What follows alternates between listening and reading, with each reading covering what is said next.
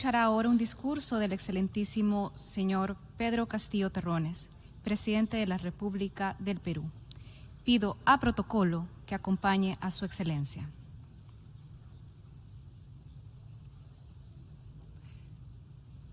En nombre de la Asamblea General, tengo el honor de dar la bienvenida a las Naciones Unidas al excelentísimo señor Pedro Castillo Terrones, presidente de la República del Perú, y de invitarlo a dirigirse a esta asamblea. Señor presidente, reciba usted, a nombre del pueblo peruano, mi más cálida felicitación por su elección para presidir la Asamblea General. Su amplia experiencia diplomática y su compromiso con los temas medioambientales contribuirán, estoy seguro, al éxito de nuestros trabajos. Deseo, asimismo, saludar y agradecer al secretario general Antonio Guterres por sus iniciativas para promover una gobernanza global más eficiente y más justa, así como por la esforzada labor que viene realizando en un mundo convulsionado que exige liderazgos fuertes. La situación internacional es compleja, difícil y delicada.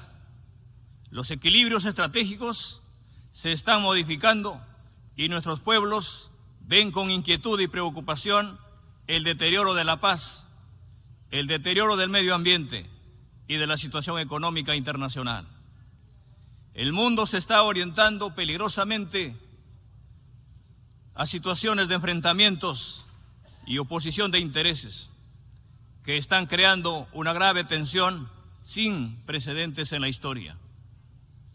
El Perú reafirma su firmeza y esta firme posición de defensa del principio de no agresión y del respeto a la integridad territorial de los estados. Reitera la ilegitimidad de la intervención de la Federación Rusa en Ucrania, de la misma manera que reprueba la persistencia, ocupación por parte de Israel de territorios palestinos y árabes desde 1967.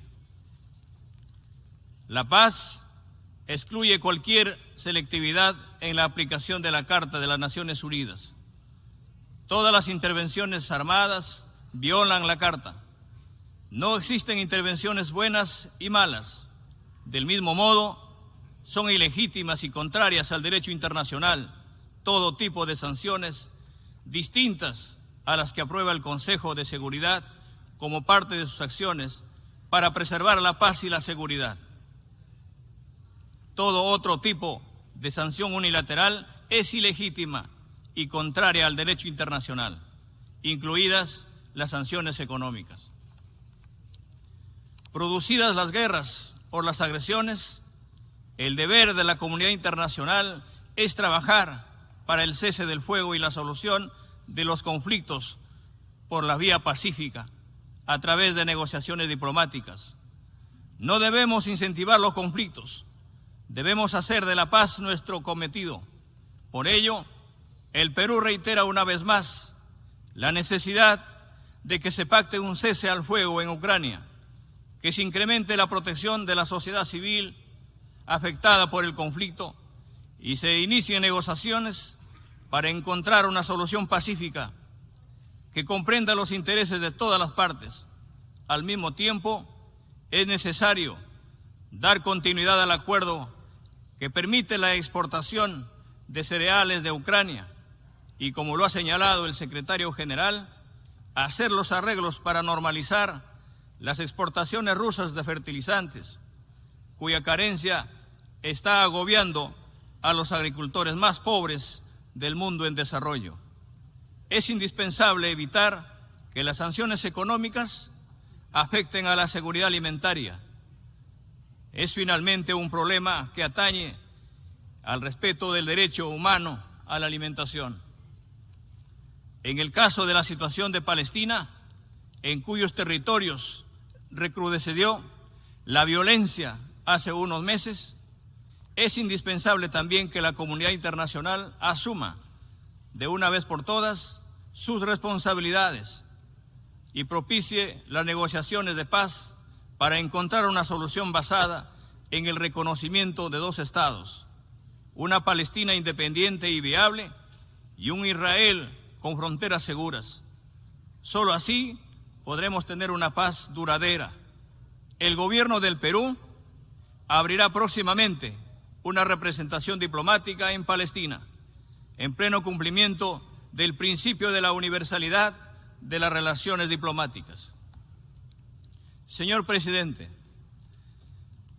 en el contexto de inestabilidad y debilitamiento de los consensos y negociaciones diplomáticas para transformar los focos de conflicto en situaciones de construcción de la paz, es indispensable dar un salto hacia adelante para fortalecer y expandir las operaciones de mantenimiento de la paz de las Naciones Unidas. Por disposición de mi gobierno, el Perú ha incrementado prácticamente al doble los efectivos militares en 6 misiones de paz en el mundo, particularmente en el proceso de pacificación y estabilización de la República Centroafricana. Contribuiremos también en el corto plazo con efectivos policiales. Hace solo unos días inauguré en Lima la primera conferencia de América Latina y el Caribe sobre operaciones de mantenimiento de paz, Vivir en Paz. La conferencia ha significado un decisivo impulso para ampliar la participación de América Latina y el Caribe en las operaciones de paz de las Naciones Unidas bajo los principios de consentimiento de las partes, imparcialidad y el no uso de la fuerza, salvo en legítima defensa. Más importante aún, la Conferencia de Lima ha decidido crear la Red Latinoamericana y del Caribe para la cooperación en operaciones de mantenimiento de la paz. El Perú está comprometido en la inmediata ejecución y puesta en funcionamiento de la Red América Latina, que fue decisiva en la creación de las Naciones Unidas. Tiene que, en base a los criterios de solidaridad y acción conjunta, intensificar su aporte a la solución de los conflictos y la paz. Es su tradición histórica. En esa línea, mi gobierno intensificará las consultas para consolidar a Sudamérica como una zona de paz internacional. Pero la paz no se rompe solo con la acción armada, como se señala en el preámbulo de la Constitución de la UNESCO. La guerra nace en la mente de los hombres. Es en la mente de los hombres donde debe erigirse los baluartes de la paz, y construir en la mente de los hombres los valores de la paz es respetar al otro, proteger los derechos humanos, no explotar a los más débiles, promover el diálogo y la solución pacífica de las controversias. Pero sobre todo, como lo hace sistemáticamente las Naciones Unidas, con el permanente apoyo del Perú, es necesario desterrar las ideologías de odio, el racismo, la intolerancia, la xenofobia, el antisemitismo. La paz supone, por el contrario, la conciencia de un destino común de la humanidad. Actuar con responsabilidad para construir ese futuro común implica respetar el principio de no intervención y al mismo tiempo ejercer la solidaridad con los pobres y los débiles, con los desposeídos, con los vulnerables. Actuar con responsabilidad para construir ese futuro común supone respetar los derechos humanos y las libertades fundamentales, los derechos civiles y políticos, los derechos económicos, sociales y culturales, los derechos colectivos de los pueblos, los derechos de las poblaciones indígenas. El Estado tiene el deber de garantizar las libertades de los individuos. Pero también garantizar la satisfacción de los derechos sociales esenciales para la dignidad humana, como el derecho humano a la educación, el derecho humano a la salud, el derecho humano a la vivienda, el derecho humano al agua, a la alimentación, a un salario digno y, gracias a esta Asamblea General, el derecho humano a un medio ambiente limpio, sano y sostenible. La construcción de la paz supone también cumplir con el mandato de resolver la situación aún pendiente de los pueblos y territorios coloniales. El Perú luchó por su independencia a inicios del siglo XIX en base al principio de la libre determinación de los pueblos. Por eso, su diplomacia, desde 1947, ha respaldado y respalda firmemente el acceso a la independencia y libre determinación de los territorios y los pueblos que están bajo el mandato de las Naciones Unidas para acceder a su independencia. El Perú ha restablecido relaciones diplomáticas con la República Árabe Saharaui Democrática y respalda firmemente su derecho a la autodeterminación. Brindamos nuestro más amplio apoyo a las naciones que debe realizar el representante del secretario general para restablecer el cese del fuego en el Sahara Occidental y propiciar una solución negociada y pacífica. En la misma convicción, el Perú reconoce plenamente los derechos de soberanía de la República Argentina en las Islas Malvinas y demandamos a las partes el inicio de consultas y negociaciones para concretar este objetivo imperativo. Señor presidente, la situación económica internacional se está tornando crítica. Los efectos negativos de la pandemia en los procesos productivos y, sobre todo, el deterioro en el nivel de vida de las mayorías pobres y extremadamente pobres, los problemas de la regularización de las cadenas de suministro, la inflación y el alza de los precios de la energía están generando una grave crisis mundial que producirá más pobreza y exclusión. Los indicadores del crecimiento global no son alentadores. Por el contrario, el crecimiento mundial está a la baja. América Latina está sufriendo los impactos negativos de la inflación, de la reducción del crecimiento económico y de las dificultades para recuperar los niveles de lucha contra la pobreza y la pobreza extrema alcanzados previos a la pandemia. La región presenta tasas de endeudamiento cada vez más altas y de difícil sostenibilidad.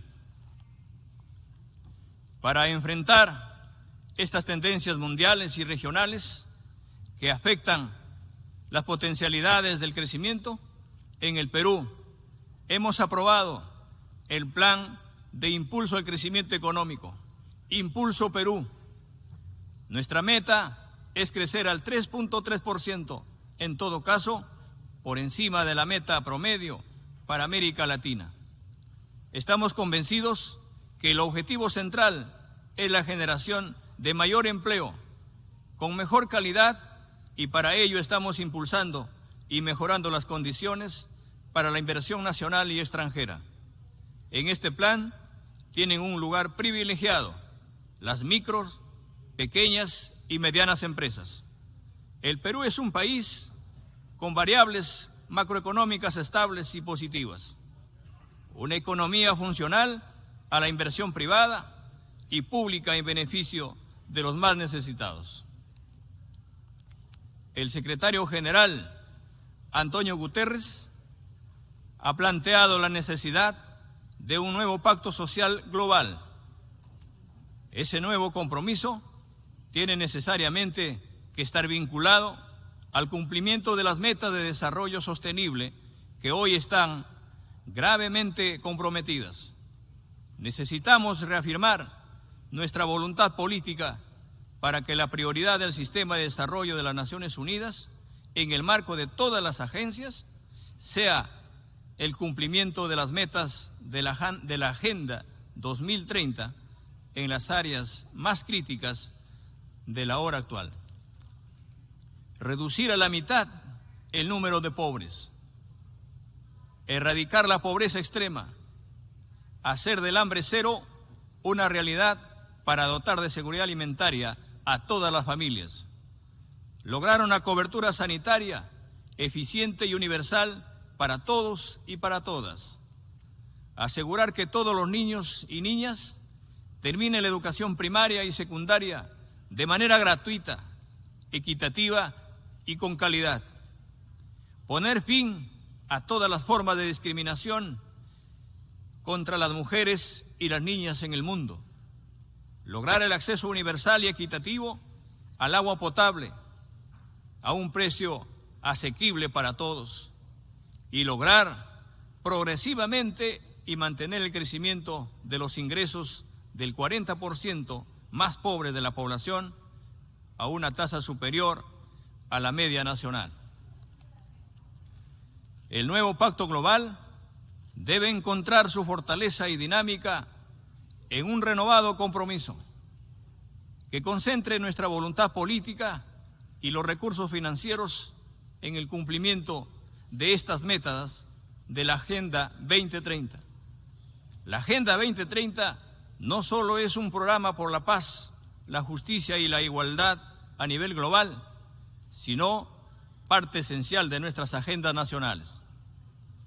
Durante este año, el cambio climático ha hecho que el calor extremo y las inundaciones lleguen a sus peores niveles. Las concentraciones de gases de efecto invernadero continúan incrementándose. Estas son las llamadas de atención de la Madre Tierra para que no sigamos agrediendo a la naturaleza. Hago un llamamiento especialmente a las naciones industrializadas para dar un nuevo impulso para frenar el calentamiento global. Como jefes de Estado, debemos ser conscientes que nuestras metas para cumplir los compromisos de reducción de nuevas emisiones ya necesitan ser 7 veces mayor para alcanzar el objetivo de un calentamiento global no mayores del 1.5 grados. Las Naciones Unidas han ratificado su apoyo a los defensores del medio ambiente, a la protección de sus derechos, de su vida y al acceso a la información medioambiental por parte de los ciudadanos y los pueblos indígenas. El Acuerdo de Escazú, que el Perú ha suscrito, refleja la conciencia de los pueblos de América Latina para aplicar la histórica decisión de la Asamblea General que ha reconocido los derechos ambientales como derechos humanos. Escazú es un instrumento para afirmar nuestra soberanía sobre los recursos naturales en la Amazonía. Los océanos requieren también urgentes pactos para preservar la vida y los ecosistemas marinos. Su biodiversidad.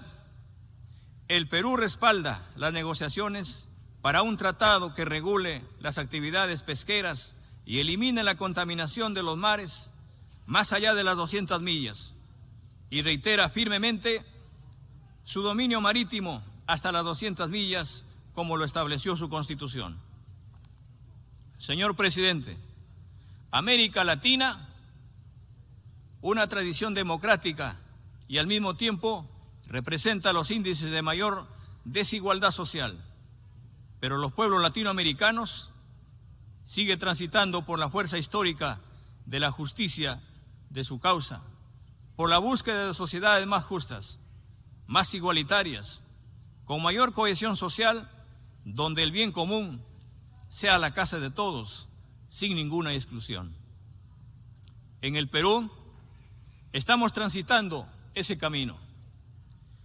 La democracia supone la existencia de posiciones políticas, de esas posiciones políticas opuestas. En eso consiste la libertad. Pero la gobernabilidad democrática existe el respeto a la institucionalidad, y sobre todo a la voluntad popular. Los golpes de Estado, sea cual sea su modalidad, o el poder de Estado que los impulse, son ilegítimos. Atentan contra la expresión soberana de la voluntad popular. De la misma manera que en las crisis externas, toda crisis de gobernabilidad o de enfrentamiento entre los poderes de Estado debe resolverse con el diálogo y con la concertación y el pleno respeto de los resultados electorales. La Carta Democrática Interamericana, que es un aporte del Perú a la democracia en las Américas, así lo establece de manera enfática. En este mundo donde las tendencias al conflicto se acrecientan, como en las crisis políticas internas, necesitamos de 4 pilares para defender la gobernabilidad, para defender la gobernanza, y esta gobernanza tan importante, la gobernanza democrática: el respeto a los pueblos, la voluntad de solucionar los conflictos por la vía de la negociación, el respeto a los derechos humanos y a la institucionalidad del Estado de Derecho. Soy el jefe de Estado de un país multiétnico y pluricultural, con más de 3.000 años de desarrollo, de altas civilizaciones que han tenido dificultades para eliminar el racismo y la desigualdad social.